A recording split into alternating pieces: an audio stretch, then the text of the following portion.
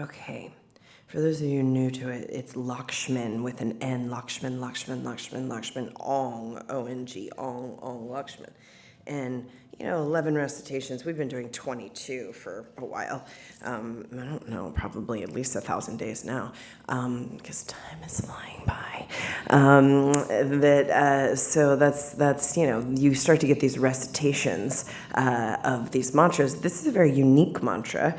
Yogi Bhajan only taught it one time, and it has a lot of power to basically detoxify you from any kind of misappropriated ideas about what it would mean to be successful or to be wealthy or to be happy or to be in a certain, all the things that we want. We have ideas about that. And a lot of times our ideas there's dissonance between our conscious ideas and the subconscious patterns. There's dissonance between what we think we want and what we actually need / want. So there's a lot of, so that dissonance, this mantra goes in and starts to create harmony where the dissonance is. And this is one of the, this is a real kind of issue that people have that oftentimes creates such a crippling effect when you get something that you thought you wanted and you realize that maybe it wasn't what you thought it was going to be. This is why in Rama Business School we give the teaching, and I won't stop giving it because it's really one of the biggest obstacles between you and some of the things you think you want, which is that you haven't prepared for your success. You haven't planned for your fame, whatever that means, but you haven't actually made a real concrete kind of plan for what's going to happen when the thing you think you want happens. Because I was saying this, I think they put it up on the Instagram. I put it up on the Instagram. That's right, me, this one. So there's so many of those things going on, I can't remember. Which is that all the things that you think you want, all the different levels of all that, good relationship and maybe a family and, a certain type of career and a certain type of success and a certain type of accomplishment, all those things require a lot of chi, a lot of energy. And once you, one of the things that we have that's, kind of a huge situation is once you kind of are able to get the thing happening, the chi required to continue to maintain it in the trenches, that's the real yogic power. It's the chi in the trenches. But every level of society, but this is, you have to prepare for this kind of stuff because being able to really hold, there's a concept, then there's a vision, then some of the things start to happen that you've been holding in the vision and the manifestation, those things start to happen. And it requires chi to face the things that will come up when your life gets bigger. So and we don't prepare for that. So what happens? Well, our businesses go out, we lose the relationships that we really, had wanted so badly. We mess those things up. We're really good at that. And, we do all sorts of things these are the things we're expert, very, very good at it. So it's really, and it's, if you want to think about it, forget about spirituality, forget about manifestation, forget about all these kind of concepts that have become very big in the New Age vernacular in the past 20 years. Forget about all of that. What is actually required is the technology to cultivate chi, so that you can hold a vision and then allow it to fill into the etheric kind of constructs that basically that's required of any visionary or any person, any human. We're creators, so you're holding kind of an etheric construct of your next relationship or your promotion or having a child or whatever the things you want to do, all those kinds of things. You're creating an etheric construct, you're holding that, and then you're infusing it with your kind of prayer or vibrational frequency, which is what the mantra is, or you're infusing it with your ideas. It's the same thing. An idea is a wavelength. We get that, right? Mantra, a wavelength. Idea, a wavelength. Okay, and then how do we get that into a action situation? Well, that's always the situation here on the planet. How do we move, these etheric things into 3D? That's what we're basically, the human incarnation is a channel for that, from heavens to earth. That's what the human incarnation is how do we take things that are, kind of these etheric or visionary concepts or ideas, or just keep it practical, just wanting, somebody to come into your life that's your next relationship. In order to do that, you have to hold a certain kind of etheric construct for that. And what's going to keep you able to do that when things aren't necessarily going your way? Chi, energy, power, vitality, breath. Because I don't know who told us, this is the issue with the new age parenting, like who told you everything was going to be perfect and nothing was ever going to happen and you're the second coming of Christ? Who told you that? Your new age parent, that's who told you that.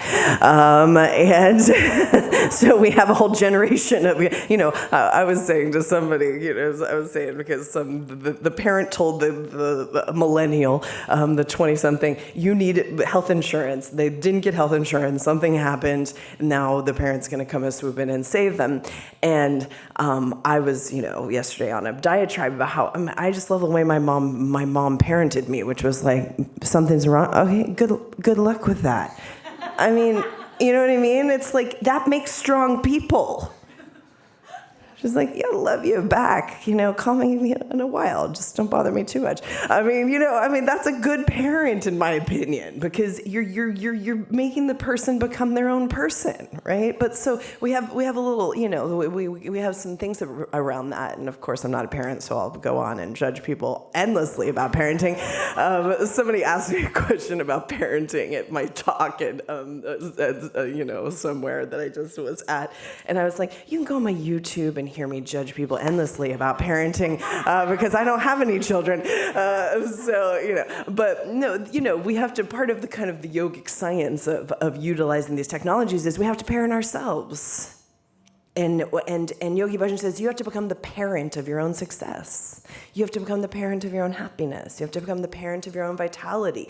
Or, he puts it in kind of, you have to become the father of your success. You have to become the mother of your own kind of emotional power. So that, you have the kind of proper channelization of your emotional energy. That's what being a yogi is. All the rest of this is a bunch of noise. I was surprised, I go to these yoga festivals, nobody's breathing. What are they doing? You know what I mean?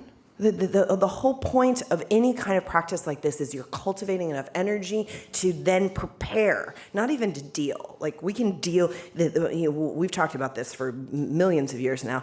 Yes, the dealing power is very important. So when the challenges come up and the things happen in your life, you have the energy and the kind of wherewithal to handle them in a graceful way. But beyond that, preparing for your success, preparing for the things that are, preparing for the best case scenario instead of the self-fulfilling prophecy. Now, on a collective level, we have to get really good at this very quickly. So we have to start preparing for the solving of the insurmountable problems that are facing this planet. We have to start preparing that we as a human civilization are going to solve these problems. And we're going to create a new type of experience here on the planet. But we have to prepare for that. Instead of preparing, you have the preppers, the people who prepare for the apocalypse, which I'm not into. It's a polarity planet. Just keep prepared all around. But you also have to prepare for these things are going to get solved, and the whole structures that are kind of in place that have not really worked or served us, that those are going to get deconstructed and new ones are going to come up, and that the genius and the creativity of the human being is more powerful than anything. And so we have to prepare for that. So instead of preparing for all the doomsday stuff, so we have to prepare for that. So this is, it's a collective thing, it's a personal thing, and this is what our practice is for. This is what we come and do. Now, the next couple, we have a huge kind of cosmic window that's happening. There's lots of energy for this, so I feel like the winds are in our favor. And I found out, I love the things I find out in like weird places. Francis came to my class in New York, and I was like, so good to see you here. And then I find out, you drive an hour to get here every morning. I didn't know that. That's pretty impressive. I'm sorry, I'm making a blush, but that's impressive because you have to. There's a lot of things, but let's just start with one thing. In order to really make some progress, you have to have that kind of desire, and nobody can teach you that. You have to be hungry for your own progress, for your own transformation. You have to be hungry for it. And if you're not, it won't sustain. You may have a flash in the pan, but you're not going to have a sustenance of your own transformation. You have to be hungry for it. I was impressed with that, Francis, but I didn't find it. We had to go to New York to find that out. But it's easier to get to the New York studio than come here every day. But no, it wasn't. Okay. But you have to have that kind of hunger. That's part of and that's going to fuel you to get over in the trenches to get some shit done and to move the ball forward and upwards and onwards and just do better today than you did yesterday. I saw this very touching video of, I think it was Serena Williams. Have you seen this? She had to tap out. She was in a match yesterday, I think, and did she retire completely from tennis yesterday? Okay, I wasn't sure. But the woman who beat her because she had an injury and had to retire, she went up to her and gave her a hug. These are marks of a civilization and a goodness and humanity and women are the leaders of this. So that's why this has to happen in this age, because our limbic nervous systems are different than men. So that's why the kind of the divine feminine in all of us has to rise up, because that kind of tending and befriending is this is kind of the new that's the new frequency of this age. So the only thing we have to compete against is ourselves. I'm just going to do better than I did yesterday. I'm hungry for it, and I'm preparing for it. Those are all kind of foundations of a successful and happy person. But you have to parent yourself into that. This is part of that kind of growing up situation we have to do. Has nothing to do with chronology, because there's a lot of like really old, little, tiny, annoying babies all over this planet, to totally that kind of immaturity has created the issues we have that we're inheriting. And so now we have to grow up a little bit. So we're going to work with these cosmic events this week because we have a big kind of opportunity. And I think all this summer's been very cosmically active. So everything's changing really quickly. So we just, let's keep up now. We got to keep up. So we'll work. We have a transit today. We have a big kind of Venus transit in the next couple of days. Then we have the full moon on Thursday.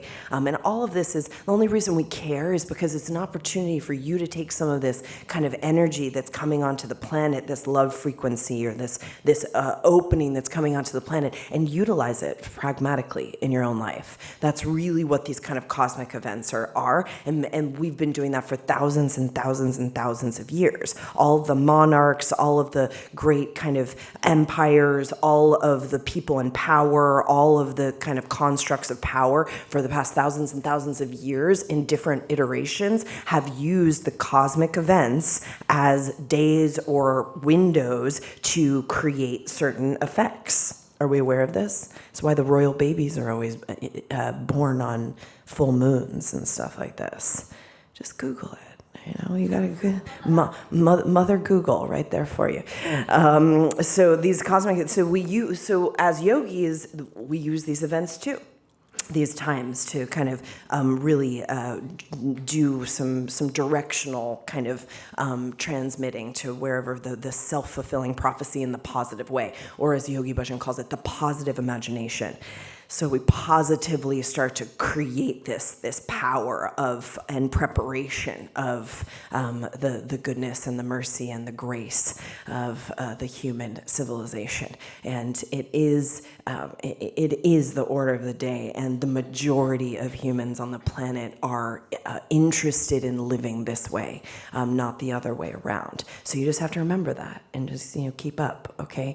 All right, so we'll use these next 3 days, and then we go into full moon on Thursday. I'm doing a workshop in the morning. Tasia's doing a workshop in the evening. And then my classes on Friday, Saturday, and Sunday are all a part of a program I'm doing. It's our world premiere of Parliament of Victory, which is a 4-day accelerator where I'm taking people and their visions and their ideas and their businesses and their life things and all this kind of stuff, and just driving that shit home.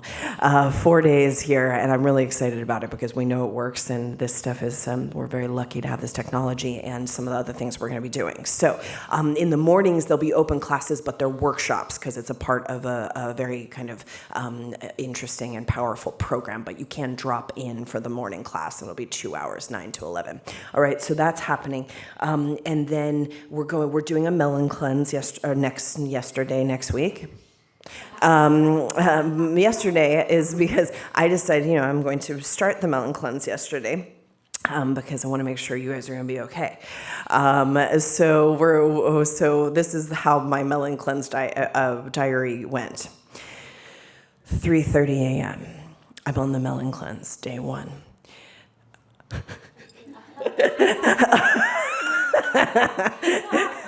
Lukewarm shower. God, I forgot. You just can't get a cold shower around these parts. We're in Vancouver, and because the showers were cold, vibes were high. It was so good. But lukewarm shower, and then off to the Sadhana Olympics, and 31 minutes of Sakriya, and then I lied down, and then I was like, I'm gonna take another nap. So I got up, and in between my Shavasana and my post Sadhana nap, I decided. So it's like 6:38 a.m. Eat juice to bagel. 10 a.m. when I wake back up. Did I eat that juice to bagel? So, this is yogic science of cleansing around here. But no, we're starting, we did this last year, and we're very excited to do it again. But this time we're going to do it as a group in studio. So there's a PDF, there's a bunch of stuff that you can get online. Just check our social. We'll be posting about it today. And then you can come to the detox classes all next week. And we'll be teaching special kind of detox stuff. And we're partnering with a couple local amazing farms. So I found these amazing little serving size heirloom watermelons. They're like your own little personal pizza. So we'll have those, and we'll just we'll go for it next week. So and it's a day of cantaloupe, then it's a day of watermelon, then you do some papaya and drink some lemon water, then you go back to watermelon, and then you finish with cantaloupe. It's pretty amazing. I mean, amazing actually. So we'll talk more about that as well. Okay, so that's our plan.